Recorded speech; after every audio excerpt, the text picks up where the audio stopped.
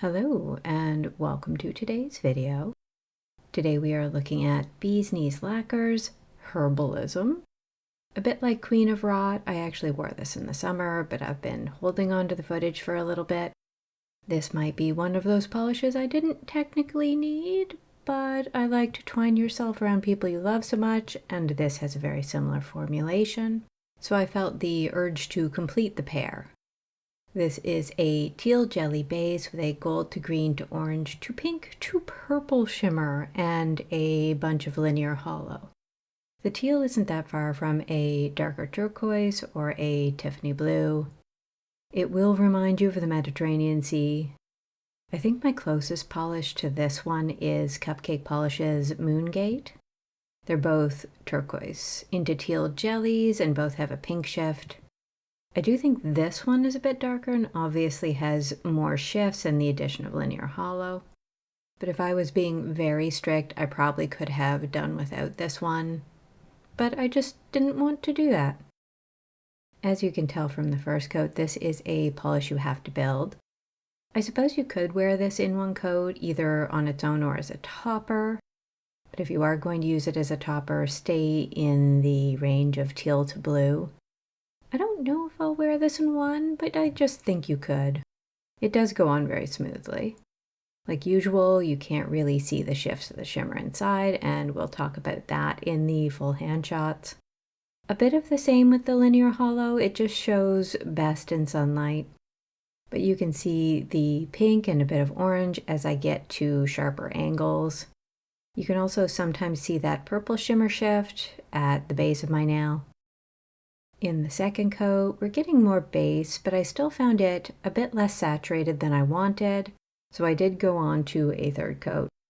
I also didn't get it completely even, so I am also covering up my mistakes. But also, as a sibling to twine your life around people you love, that isn't terribly surprising because I did put that on in 3 as well. I think in my footage here, the coverage looks a little better than it really was in 2, at least with my particular application. But I do think you could get this even in 2 if you preferred that lesser amount of coverage. There's nothing quite like the Mediterranean Sea to say teal to me. So of course this polish reminds me of that particular body of water. In terms of birds, I think I'm going to go with the very showy Paradise Tanager. Depending on the angle you see him, his breast feathers can look anywhere from cyan into teal, and he has that cute little bright lime green head that I think reminds me of that extremely glowy shimmer. In the third coat, I feel like we've gotten the amount of color I was hoping to see. We also have a nice amount of linear now.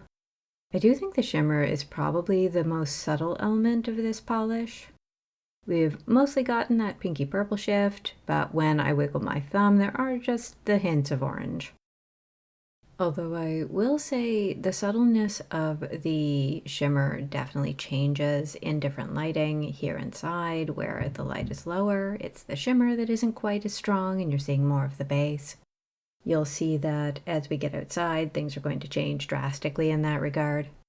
I think I'd say the same of the linear holo. Once we get outside, you're going to see that much better. I'm also going to include the Lilac-breasted Roller. I feel like I've included this bird before. I just can't remember when, but I also think I didn't provide a picture, so that's maybe not very fair.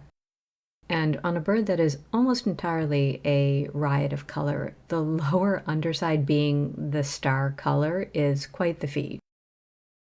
And now that we are out in the sun, you can see how pretty this is.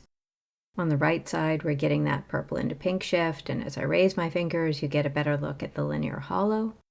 Hopefully this explains why I thought this might be close to a Tiffany blue.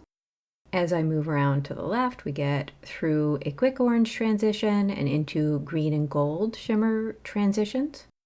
The green and gold is so luminous, they completely overshadow any chance to see the linear holo.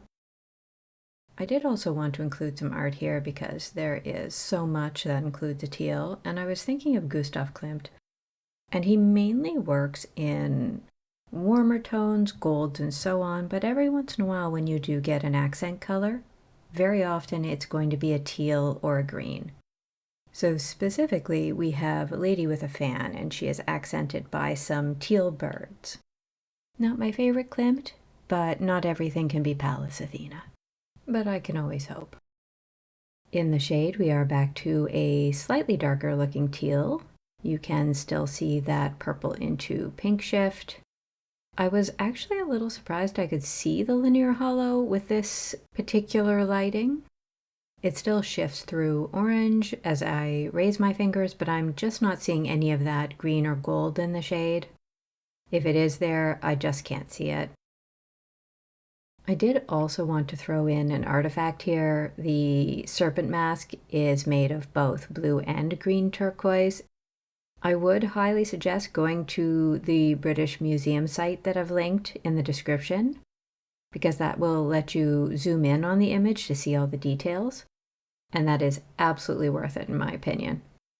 It's not that unusual to find mosaics, and without the wooden mask in behind we might think that's what this was if we'd found it, but the fact that it was preserved with its wooden backing is amazing.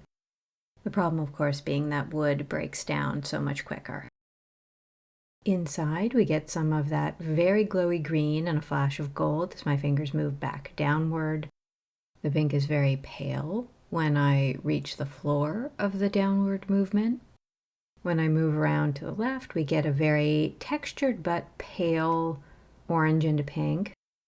There are quick moments when I see the linear holo peek out, which surprised me a bit again, because notoriously holo just does not really pick up in the shade or in lower lighting. It just tends to make things look very silver. And I really get none of that silver cast to this polish. And that is all for today. Thank you for watching. Please subscribe so that I can buy a very tiny leather wingback chair and tempt a baby red squirrel into being my therapist by placing a peanut in a tiny glass box on the seat. Please enjoy a clip of Flappy giving me some perfunctory sass right before leaving with a peanut.